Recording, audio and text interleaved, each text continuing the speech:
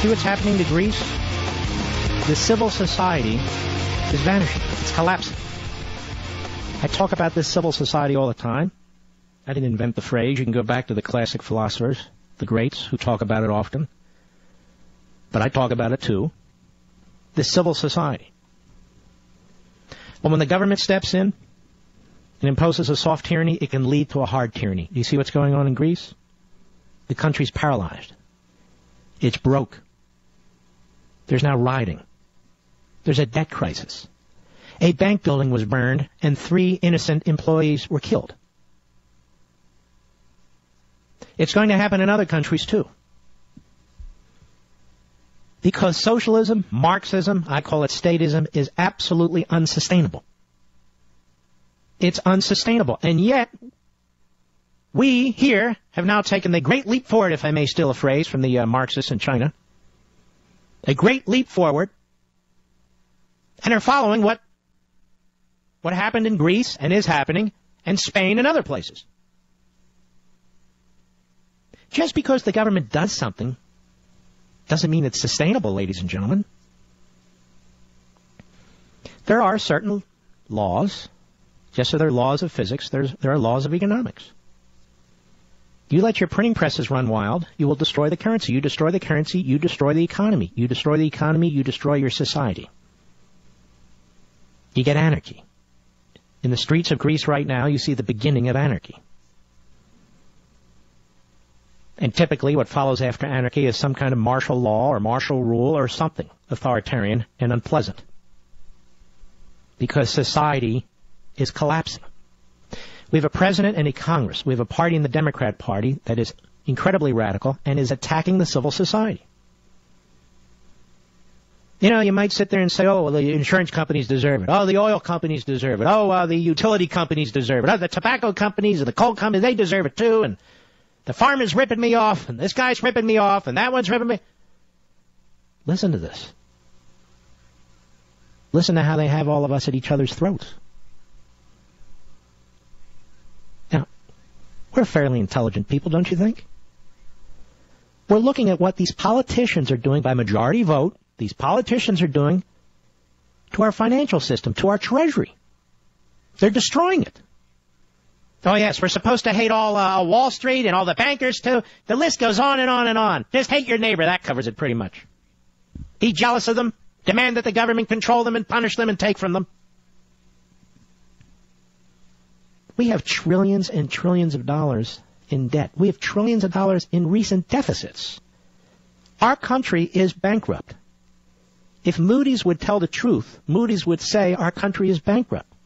That we have these massive unfunded obligations, and they've only grown because this president imposed the biggest of all entitlements on this nation by squeaking a vote past the House of Representatives and by lying repeatedly about what was in the bill.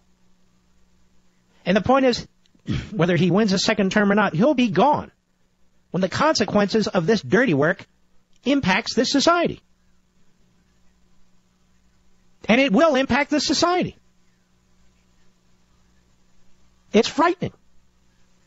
You need to really look at Greece and look at Spain and Portugal and see what's going on, because we're following the same route.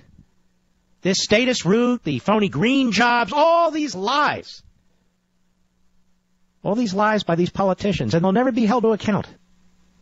When our society begins to crumble, when anarchy begins to unfold, you're not going to be thinking Henry Waxman and Chris Dodd, who'll be retired, living in Ireland, when in his new home over there, his vacation home, whatever it is, or Charlie Rangel, living in the Dominican Republic. They're all going to be cared for. They're all going to be perfectly fine. But what about our society? What's going to happen to it? Well, it can't survive this. When you hear them say, this entitlement is unsustainable, this budget's unsustainable, financially our debt is unsustainable, those are red flags of a pending disaster. And the only antidote, as I've said and I've written, is conservatism and conservative principles. And our principles are our founding principles. So we seek to defend the civil society, to improve the civil society. They seek to destroy it.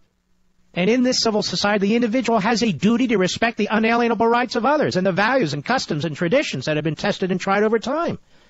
Not to covet their property, not to covet their money. It doesn't belong to them. What you earn is yours.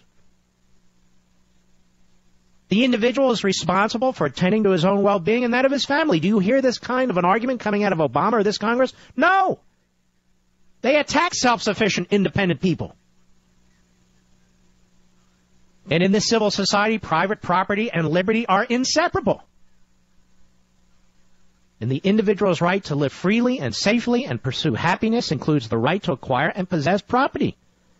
Now, what is property? It represents the fruits of your intellectual and physical labor.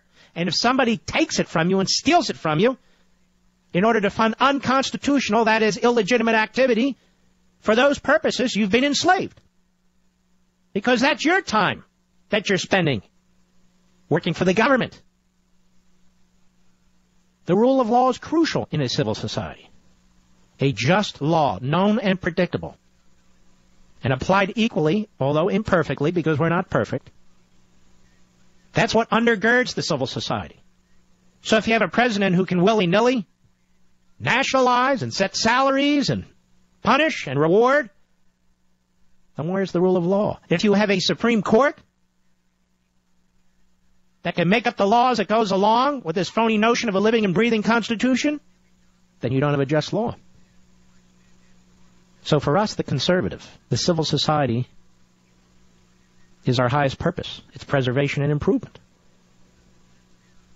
That is why we defend it against Obama and this Democrat Party and this Congress.